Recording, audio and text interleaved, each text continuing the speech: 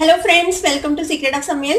இன்னைக்கு நாம் பார்க்க போறது ஒரு செட்டிநாடு குவிசின்ல இருந்து ஒரு சூப்பரான ஒரு ரெசிபி. இது வந்து ஒரு வெஜிடேரியன் ரெசிபி. இது என்ன ரெசிபி அப்படினா செட்டிநாடு ஸ்டைல் வெண்டைக்காய் மண்டி.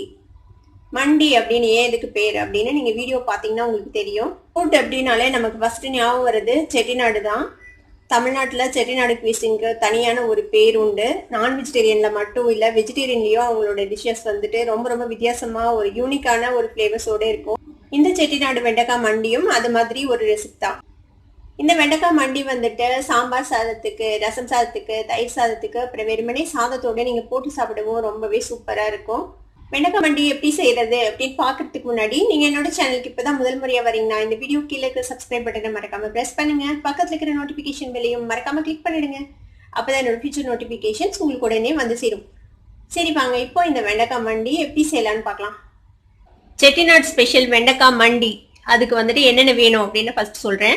இதுக்கு வந்துட்டு வெண்டைக்காவை எடுத்திருக்கேன். இந்த மாதிரி கட் பண்ணி வச்சுக்கோங்க. கொஞ்சம் நீள துண்டுகளை இந்த மாதிரி கட் பண்ணிக்கோங்க. இது வந்துட்டு ஒரு 150 கிராம் வெண்டைக்காய். தக்காளி எடுத்திருக்கேன், ஒரு சின்ன தக்காளி இந்த மாதிரி வெட்டி வச்சுக்கோங்க. வெங்காயம் வந்துட்டு சின்ன வெங்காயம் போடுங்க. இது கொஞ்சம் பெருசா இருந்தது, அதனால நான் வந்துட்டு வெட்டி வச்சிருக்கேன் நீல வாட்டில். அதே மாதிரி ஒரு 4-5 பல் பூண்டு அதையும் இந்த மாதிரி எடுத்து வச்சுக்கோங்க. இதுக்கு வந்துட்டு காரத்துக்கு நம்ம மிளகா பொடியெல்லாம் யூஸ் பண்ண போறது இல்லை. வெறும் பச்சை மிளகா வரமிளகா காரம் மட்டும்தான் இருக்கும் இந்த குழம்புல. அதுக்கு வந்துட்டு உங்களுக்கு தேவையான அளவுக்கு எடுத்துக்கலாம். நான் வந்துட்டு 2 பச்சை மிளகா 2 வரமிளகா எடுத்திருக்கேன் இன்னைக்கு. தாளிக்கிறதுக்கு வந்துட்டு கடுகு, உளுத்தம் பருப்பு, கொஞ்சமா வெந்தயம். இது வந்துட்டு புளி தண்ணி, ஒரு பெரிய நெல்லிக்காய் அளவுக்கு புளியை வந்துட்டு தண்ணி விட்டு கரைச்சி எடுத்து வச்சிருக்கேன். இது என்ன அப்படின்னு பாக்குறீங்களா? இந்த மண்டியோட ஸ்பெஷாலிட்டியே இதுதான். நம்ம அரிசி சாப்பாட்டுக்கு ஊற போடுவோம்ல, அந்த அரிசி தான் இது. அரிசியை வந்துட்டு நான் ஊற போடுறதுக்கு முன்னாடி தண்ணி விட்டு ஒரு வாட்டி வாஷ் பண்ணி அந்த தண்ணி கீழே கொட்டிட்டு அதுக்கப்புறம் ஊத்தி வச்சிருக்கேன் இந்த தண்ணி. இந்த தண்ணியில தான் நாம வந்துட்டு இந்த மண்டி செய்ய போறோம். இதுக்கு மண்டின் பேர் வரத்துக்கு காரணமே இந்த அரிசி களைஞ்ச கழனி தண்ணி தான். இதை வந்துட்டு நல்லா மிக்ஸ் பண்ணிக்கோங்க. இந்த மாதிரி நல்லா கரைச்சிட்டுக்கோங்க இந்த அரிசியில. இப்போ ஒரு கப்ல இந்த தண்ணியை நம்ம வடிச்சு எடுத்துக்கலாம். நம்ம தண்ணிக்கு பதிலாக இந்த அரிசி களைஞ்ச தண்ணி தான் ஊத்தி செய்ய போறோம். நீங்க வந்துட்டு புளியவே இந்த தண்ணியில ஊற வச்சு கரைச்சிக்கலாம், அப்படியும் செய்யலாம் தண்ணி அதிகமா போயிடுச்சுன்னா. ஒரு கடாய் அடுப்புல வச்சுக்கோங்க. இதுல வந்துட்டு நம்ம நல்லெண்ணெய் விட்டுக்கலாம். ஒரு டேபிள் ஸ்பூன் அளவுக்கு நல்லெண்ணெய். இந்த குழம்பு வந்துட்டு நல்லெண்ணெயில தாளிச்சிங்கன்னா தான் நல்லா இருக்கும். உங்களுக்கு நல்லெண்ணெய் இல்லைன்னா நீங்க நார்மல் ஆயில யூஸ் பண்ணிக்கோங்க, ஒன்றும் பெரிய பிரச்சனை இல்லை. கொஞ்சம் டேஸ்ட் வேரி ஆகும், அவ்வளவுதான். இதுல என்ன பண்றேன்னா ஃபர்ஸ்ட் இந்த வெண்டைக்காயை வந்துட்டு லைட்டா வதக்கிக்கலாம். இந்த எண்ணெயில வெட்டி வச்சிருக்கிற இந்த வெண்டைக்காவை போட்டுருங்க.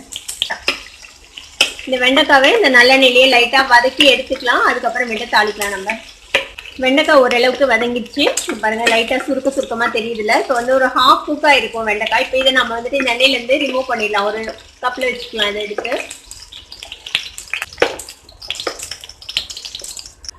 இன்னும் கொஞ்சம் நல்லெண்ணெய் சேர்த்துக்கிறேன் நான். இப்போ இதுல நம்ம தாளிக்க வச்சிருக்கேன் கடுகு, உளுத்தம் பருப்பு, வெந்தயம் 3 சேர்த்திக்கோங்க.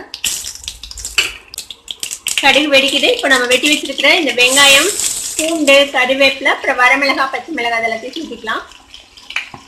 இது லைட்டா வதக்கி விடுங்க. வெங்காயம் பூண்டு லேசா வதங்கிச்சு. இப்ப நம்ம வெட்டி வச்சிருக்க தக்காளி பழம் சேர்த்துக்கலாம்.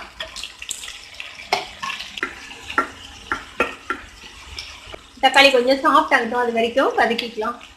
பாருங்க தக்காளியும் நல்லா வதங்கிடுச்சு. இப்போ நம்ம வதக்கி வச்சிருக்கிற இந்த வெண்டைக்காய் சேர்த்துக்கலாம்.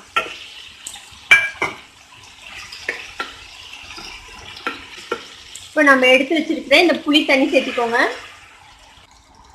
அது கூடவே இந்த அரிசி களைஞ்ச தண்ணி இருக்குல்ல, வெண்டைக்காய் வேகிறதுக்கு எவ்வளவு வேணுமோ அந்த அளவுக்கு இந்த தண்ணியை இதுல சேர்த்திடுங்க. இந்த டிஷ்ஷோட ஸ்பெஷாலிட்டி வந்துட்டு நம்ம இதுல எந்த பொடியுமே யூஸ் பண்ண போறது இல்லை. மஞ்சள் பொடி, மிளகா பொடி, மல்லிப்பொடி எதுவுமே நம்ம யூஸ் பண்ண போறது இல்லை இதுல.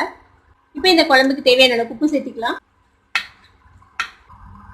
இப்போ இதை ஒரு லிட் போட்டு க்ளோஸ் பண்ணிடலாம். இப்போ இது வேகணும். வெந்து வெண்டைக்காய் நல்லா சாஃப்ட் ஆனதுக்கு அப்புறம் இந்த புளி தண்ணியோட பச்சை வாசனை எல்லாம் போய் சுண்டுனதுக்கு அப்புறம் நம்மளோட மண்டி ரெடி ஆயிடும். அது வரைக்கும் வெயிட் பண்ணலாம்.